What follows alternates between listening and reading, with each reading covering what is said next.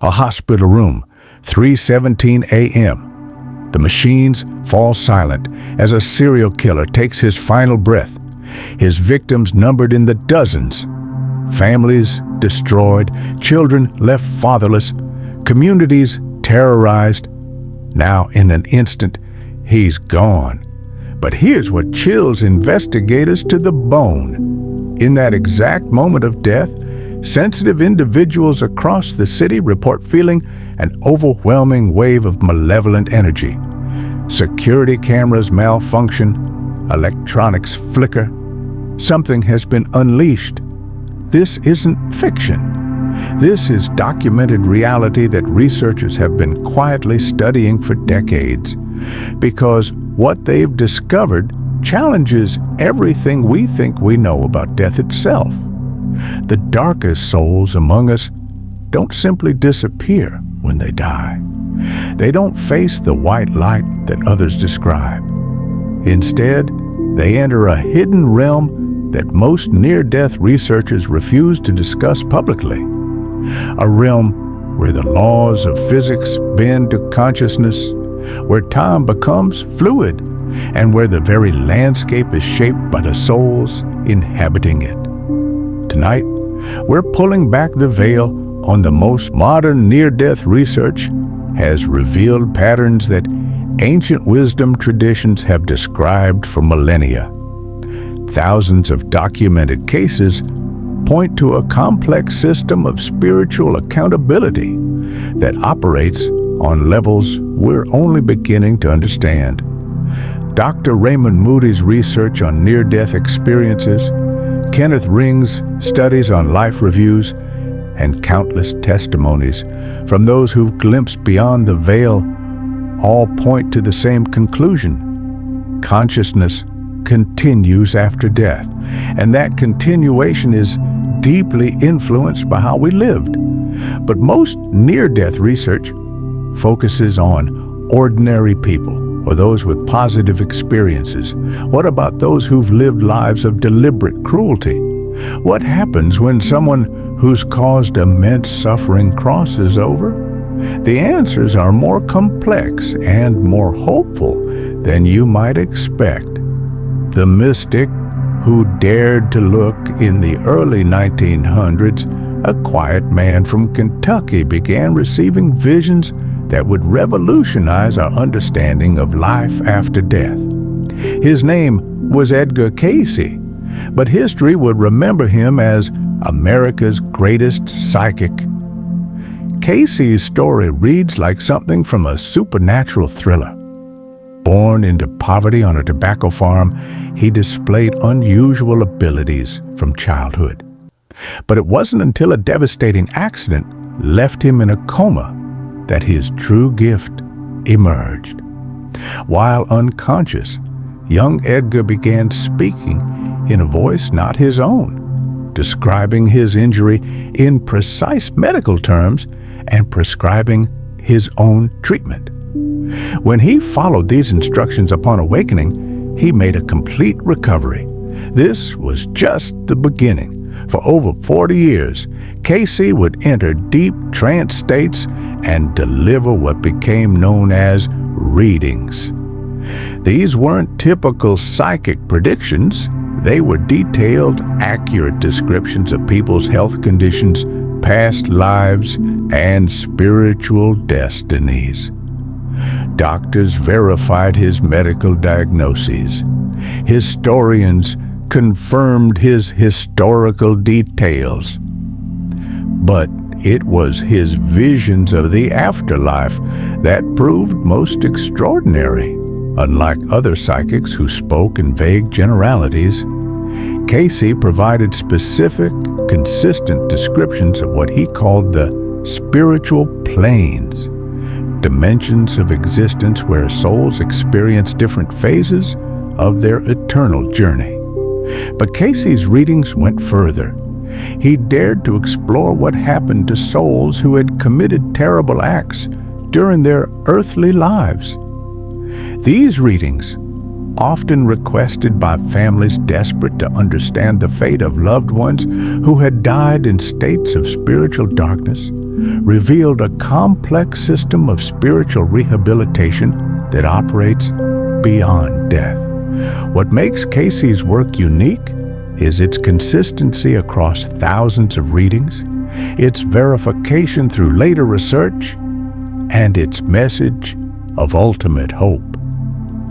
Even for the darkest souls, Cayce saw not eternal damnation, but opportunities for growth, healing, and eventual redemption. According to Cayce's visions, the afterlife isn't a single destination, but a vast, multi-dimensional reality with distinct levels of consciousness. Think of it as a cosmic university with different grades and specialized programs.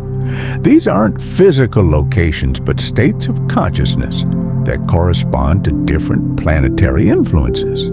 Not the physical planets we see in the sky, but their spiritual essences, dimensions of awareness, where souls develop specific attributes. The Venus dimension cultivates love and artistic expression. The Jupiter realm develops wisdom and teaching abilities. The Saturn plane teaches patience and responsibility through structured challenges. Each dimension offers unique lessons tailored to the soul's developmental needs. But here's where it gets fascinating. Souls naturally gravitate toward the dimensions that match their current spiritual frequency. It's like tuning forks. Similar vibrations resonate together, while incompatible frequencies repel each other. Souls who lived lives of love and service find themselves drawn to higher dimensions filled with light, harmony, and collaborative learning. But souls who lived in hatred, violence, and selfishness are naturally pulled toward lower dimensions characterized by density, confusion, and isolation. This isn't punishment imposed by an external judge. It's a natural law of spiritual physics. Just as oil separates from water, different types of consciousness separate into compatible environments. The lower dimensions aren't empty wastelands. They're therapeutic environments designed to help disturbed souls confront and heal the patterns that led them astray. Think of them as intensive care units for spiritually wounded consciousness. But movement between dimensions is always possible. As a soul grows and changes, its vibrational frequency shifts, naturally allowing access to higher realms. The entire system is designed for evolution, not it. For the first time, many of these souls truly understand the magnitude of what they've done. The psychological defenses they built during life, justifications, rationalizations, blame shifting, crumble under the weight of this multidimensional awareness.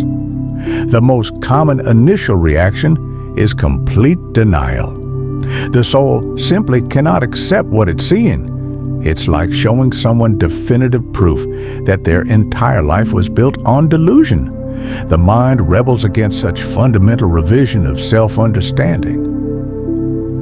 Lost in the between, some souls become trapped in what researchers call earthbound states, caught between dimensions, unable to move forward but unwilling to accept their new reality. These aren't the peaceful spirits that occasionally comfort grieving families. These are disturbed consciousnesses anchored to the physical realm by their own unresolved trauma and unfinished business.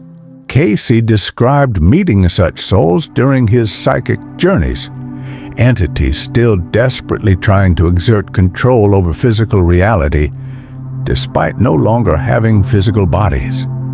It's like trying to grab objects while wearing thick gloves. The sensation is there, but the actual connection is impossible. Many become obsessed with the locations where they committed their worst acts. These places become energetic magnets, charged with so much traumatic energy that the soul feels compelled to return repeatedly. They create what parapsychologists call haunted locations, spaces where past violence has left psychic imprints. But it's not nostalgia that keeps them there, it's compulsion. The soul is literally addicted to the intense emotions it generated through violence. Like a drug addict unable to break free from their substance, these souls keep returning to the emotional high of their past cruelty. The tragedy is that this attachment prevents them from experiencing the spiritual growth that could free them. They become trapped in cycles of reliving their worst moments, unable to break free, because they can't imagine existence without the identity they built around violence and control. Time becomes distorted in these states. What might be years in earthly time can feel like moments to the trapped soul, or conversely, moments can stretch into subjective eternities. This temporal confusion adds another layer of disorientation to their already chaotic experience. Some develop what Cayce called spiritual amnesia, forgetting who they were during life while retaining only their most intense emotional patterns. They become pure expressions of rage or hatred without the personality context that originally shaped these emotions. The isolation is profound. Their disturbed vibrations repel other souls, leaving them alone with their confusion and pain. It's like being quarantined in a hospital, necessary for healing, but incredibly lonely. When these souls finally accept that they have died and can no longer maintain their earthbound attachments, they find themselves drawn to what Cayce called the lower vibrational planes, dimensions of existence that match their current spiritual frequency. These aren't the fire and brimstone hells of medieval imagination. They're psychologically sophisticated environments where reality itself is shaped by the collective consciousness of their inhabitants. Picture a realm. Something remarkable happens to souls who endure these lower dimensions long enough. They begin to change. The very experiences that seem punitive actually serve as a sophisticated form of spiritual therapy. Cayce called this process soul purification, not as punishment, but as necessary healing.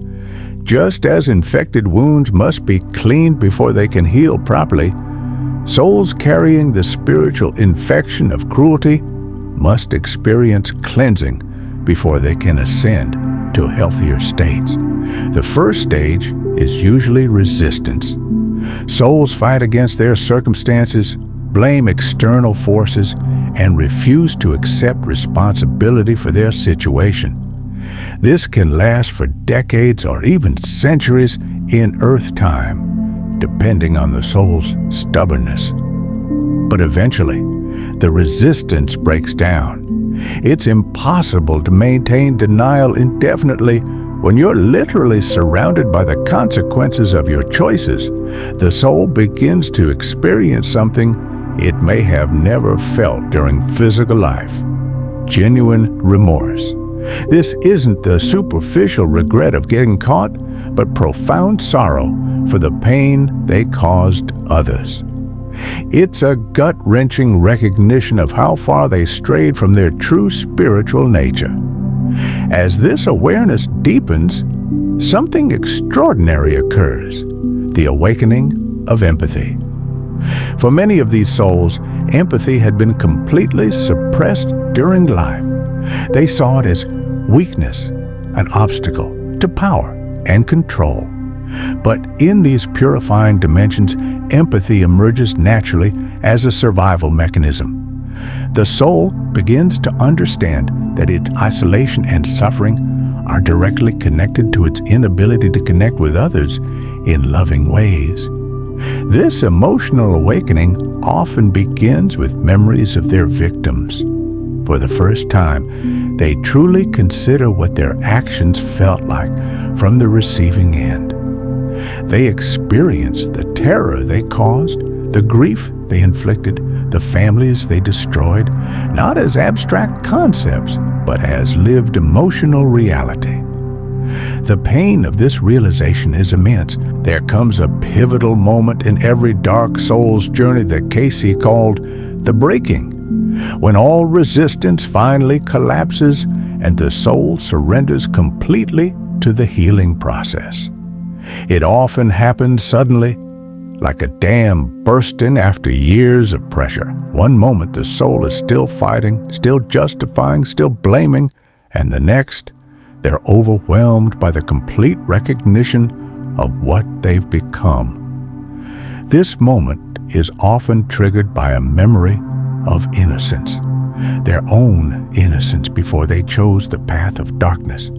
Perhaps a childhood moment when they felt genuine love, or a time when they helped someone without ulterior motives. The contrast between that pure potential and what they actually became is devastating. They see clearly how they betrayed not just their victims, but their own highest nature. It's a grief beyond anything experienced in physical life. But this breakdown is actually a breakthrough. When the ego's defenses finally collapse completely, the soul's authentic spiritual nature begins to emerge. Buried under layers of anger, hatred, and fear, that divine spark had never been truly extinguished, only deeply hidden. As this authentic self emerges, the soul begins to experience something it had forgotten was possible: genuine love. Not the possessive, controlling emotion it may have confused with love during life, but pure, unconditional caring for the well-being of others. This love initially focuses on their victims. For the first time, they feel real concern for those they harmed. They begin to understand that their victims weren't just obstacles to their desires, but fellow souls on their own spiritual journeys that were damaged or derailed by their cruel actions. This realization brings both profound sorrow and unexpected motivation. The soul begins to ask not, "How can I escape this suffering?" but "How can I help heal the damage I've caused?" With this shift in focus, something beautiful happens. The soul's vibrational frequency begins to rise. The authentic desire to help and heal naturally elevates consciousness above the dense, oppressive energy of the lower planes. It's like a flower finally pushing through concrete. The growth may be slow and difficult, but once it begins, it's unstoppable. The soul starts to experience glimpses of higher dimensions, brief moments of clarity and peace that motivate continued growth. Once a soul has awakened to genuine remorse and empathy, it faces crucial choices about its continued journey. This is where Cayce's teachings become most hopeful and most challenging. The soul must now decide how to balance the spiritual debts created by its harmful actions. This isn't about cosmic punishment, but about spiritual education. How can this soul learn to become a force for healing rather than harm? Cayce described what he called karmic contracts, agreements the soul makes with spiritual guides about future experiences designed to develop positive qualities. These might involve multiple incarnations, each focusing on specific aspects of spiritual growth. A soul that took lives might choose experiences focused on preserving and nurturing life, perhaps as a doctor, rescue worker, or dedicated parent. The goal isn't suffering but service, learning to channel their strong will toward protecting rather than destroying. Those who ruled through fear might incarnate in situations where they experience powerlessness and vulnerability, learning compassion for those who cannot defend themselves. Again, not as punishment, but as education in empathy.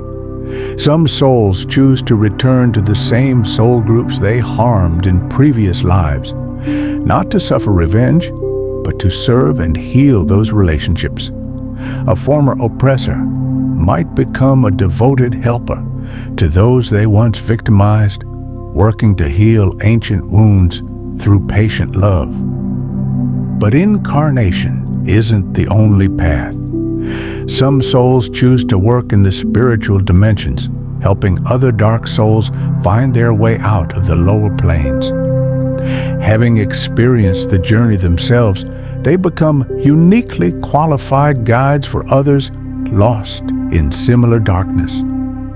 Cayce encountered many such reformed souls during his psychic travels, former criminals who had become spiritual teachers, past tyrants who now dedicated themselves to protecting the innocent.